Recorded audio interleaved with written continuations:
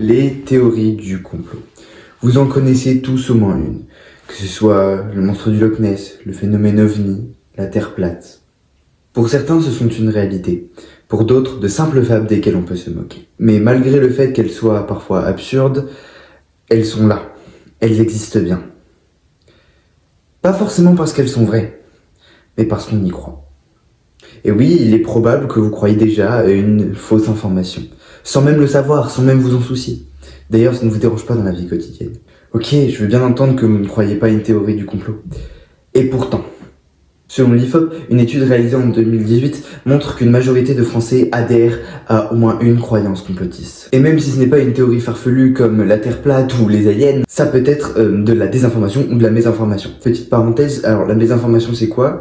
La mésinformation c'est une information fausse qui est trompeuse ou qui est sortie de son contexte. Maintenant on peut se poser une question, pourquoi ? Parce qu'aujourd'hui sur les réseaux sociaux, les informations circulent extrêmement vite. Une autre étude du MIT a même montré que les fausses informations se diffusent plus vite que les vraies informations sur Internet. Et le problème, c'est qu'en scrollant toute la journée, on absorbe énormément d'informations sans jamais vérifier les sources. Et avec un calcul rapide, on voit que en fait, la quantité d'informations fausses est titanesque. Et une information sur cette fausse, c'est déjà trop. C'est même beaucoup trop. Surtout que les théories du complot sont de plus en plus visibles aujourd'hui. Et parfois elles sont absurdes, bien sûr. Mais elles progressent quand même dans la société. Alors maintenant, on peut se poser la question, comment ? Comment les théories du complot en sont arrivées là ? Pour répondre à cette question, on va d'abord définir ce que c'est que le complotisme et voir quelques exemples célèbres. Ensuite, on va comprendre comment fonctionne réellement une théorie du complot, ses mécanismes, ses rouages. Et enfin, comment se défendre et limiter leur impact. Bon, alors déjà, c'est quoi exactement le complotisme ? Déjà parce que le sujet de cette vidéo, ce n'est pas la désinformation, c'est bien le complotisme, même si le terme de désinformation va être souvent utilisé parce que j'en ai besoin. Le complotisme et la désinformation sont très étroitement liés. Alors du coup, une théorie du complot, c'est une théorie qui explique un événement par un groupe de personnes qui agit dans l'ombre. En gros, quelque chose de caché, planifié et volontaire. Par exemple, une théorie extrêmement connue, c'est la zone 51. Et d'après certaines rumeurs sur internet qui n'ont aucun fondement rationnel ou même aucune source, il y aurait peut-être des extraterrestres là-bas, des choses bizarres qui s'y passent, on sait pas vraiment qu'est-ce qu'ils font, probablement des choses bizarres. Ouais, et moi je dis qu'il y a des dinosaures là-bas. Des preuves ? Des preuves ? Oui, il n'y en a pas. Mais ils n'en donnent pas non plus, donc je suis pas obligé d'en donner en fait, voilà. Et justement, c'est ça le problème. Et je crois que vous avez compris l'exemple. Et ici, j'y suis allé avec de gros sabots pour vulgariser ce qu'est qu'une théorie du complot. Mais dans la réalité, c'est souvent beaucoup plus subtil que ça. Parce qu'on le rappelle, beaucoup de personnes adhèrent déjà à une théorie du complot en France sans même s'en rendre compte. Et vous allez peut-être me dire, ouais, mais attends, moi je crois pas du tout à la Terre plate, je sais très bien qu'elle est ronde. Oui, je vous crois. Et je sais que vous ne croyez pas à la Terre plate. Mais les théories du complot, ce n'est pas seulement les théories absurdes comme la Terre plate qu'on voit passer dans les mêmes internet une fois tous les 100 000 reels. Ça peut être aussi des théories affirmant, sans preuve solide, qu'un groupe volontairement a la vérité et qui la cache au grand public. Et que celui d'ailleurs peut la dévoiler, bien sûr. Personne d'autre ne sait. Et c'est justement là qu'on arrive au cœur du sujet. Comment toutes ces idées arrivent-elles à se diffuser aussi facilement ? Bon, ok, maintenant on va s'attaquer au cœur du mécanisme. Et pour ça, on va prendre une théorie très simple. La Terre plate. Ah, vous l'attendiez celle-là. Et ben aujourd'hui, on ne va pas la détruire. Je sais, vous êtes déçus. En fait, on va surtout l'observer. Parce que ce qui est intéressant avec les théories du complot, ce n'est pas seulement qu'elles sont fausses. C'est de comprendre pourquoi elles arrivent à convaincre. Parce que concrètement, quand on regarde un argument de la Terre plate, on remarque quelque chose. Toutes les réponses semblent fonctionner. Discutez avec un plastiste. Il trouvera toujours une solution pour vous répondre avec votre question piège. Au début. Mais le problème, c'est qu'à chaque réponse donnée, s'en pose une nouvelle question. Comment fonctionnent les fuseaux horaires ? Comment les satellites existent-ils ? Pourquoi personne n'a jamais vu le port de la Terre ? Et à chaque fois, il faut inventer une nouvelle explication. Vous voyez le problème ? La théorie finit par poser plus de questions qu'elle n'apporte de réponses. Et ça, c'est un mécanisme classique du complotisme.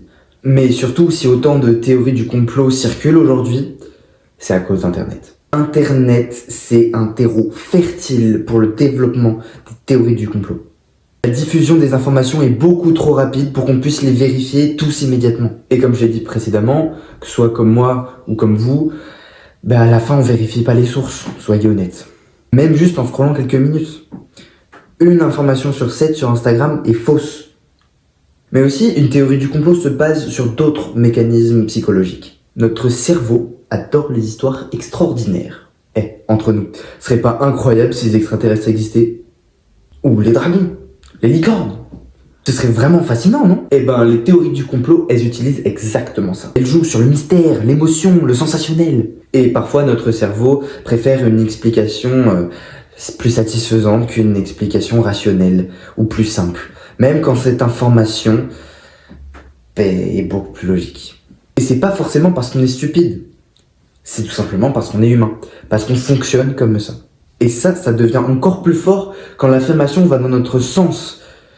C'est le biais de confirmation. Et d'ailleurs, on ignore plus facilement celles qui nous contredisent.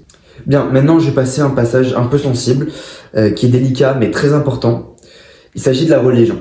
Attention, ici je ne parle pas de la foi ou de la philosophie, voire même des valeurs religieuses. Je parle surtout du mécanisme de la croyance. Parce que les théories du complot utilisent parfois des récits simples, sensationnels, émotionnels et difficiles à réfuter. Et notre cerveau aime naturellement les histoires qui font sens au monde, surtout quand elles sont impressionnantes ou mystérieuses. Le problème, c'est que certaines personnes mal intentionnées utilisent ces mécanismes pour manipuler ou vendre de fausses croyances. Et ça c'est vraiment dangereux. Vous imaginez donc tout ce qu'il peut y avoir derrière, les dérives sectaires, tout simplement les arnaques. On n'y pense pas souvent, mais c'est souvent aussi ça.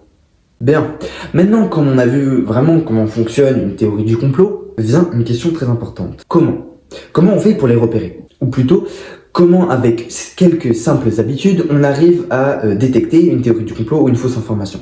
Déjà, se méfier. Vous voyez le 1er avril? À chaque fois que vous voyez une information un peu trop belle pour que ce soit vrai, vous vous méfiez. C'est bien. Et ça, il faut le faire 365 jours par an. Tous les jours, méfiez-vous de ce qu'on vous dit quand c'est trop beau pour être vrai. Même si ça va dans votre sens. Par exemple, le petit doute que vous avez en scrollant et que vous voyez une information justement trop belle, c'est bien. Être sceptique sur internet, c'est pas mauvais vu la quantité d'informations fausses qui circulent. Ensuite, il y a quelques principes simples, si c'est un peu trop compliqué. Je les appelle les détecteurs à conneries. Donc j'en ai 3, je vous en propose 3. Le premier, c'est un argument sans preuve peut être réfuté sans preuve. On va prendre un exemple pour illustrer tout ça. Par exemple, si je vous dis que j'ai vu un dinosaure vivant, vous allez vouloir des preuves solides. Une photo floue, un témoignage bizarre, un cousin d'un ami qui connaît quelqu'un qui aurait vu un dinosaure, ça ne suffit pas. Maintenant, on va passer au deuxième détecteur à conneries. Un argument irréfutable, pas recevable. Par exemple, si aucune preuve n'existe que de ce complot, c'est parce que justement le complot les cache. Mais attends, du coup, comment tu prouves? Comment tu peux donner des preuves? Comment tu peux prouver que le complot existe si tu peux rien prouver? C'est comme les corbeaux blancs. Par exemple, tous les corbeaux sont noirs. Si vous voulez prouver qu'il y a un corbeau blanc, il vous suffit de trouver qu'un seul corbeau blanc. Et pour justement affirmer qu'il n'y a pas de corbeau blanc, il faut avoir passé en revue tous les corbeaux qui existent sur cette planète. Ça, c'est impossible. Bien, maintenant on va passer au troisième détecteur à conneries. Le rasoir d'Occam. Le principe est simple. L'explication la plus simple est souvent la meilleure.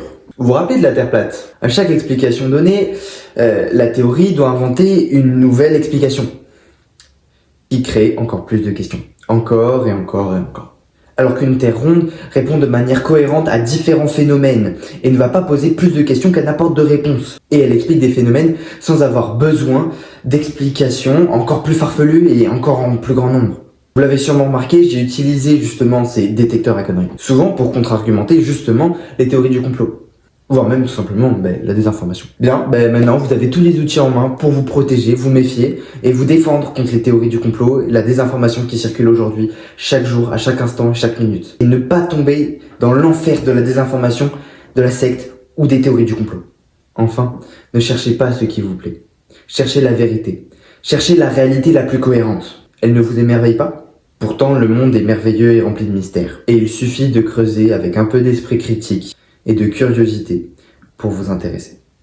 Merci de m'avoir écouté.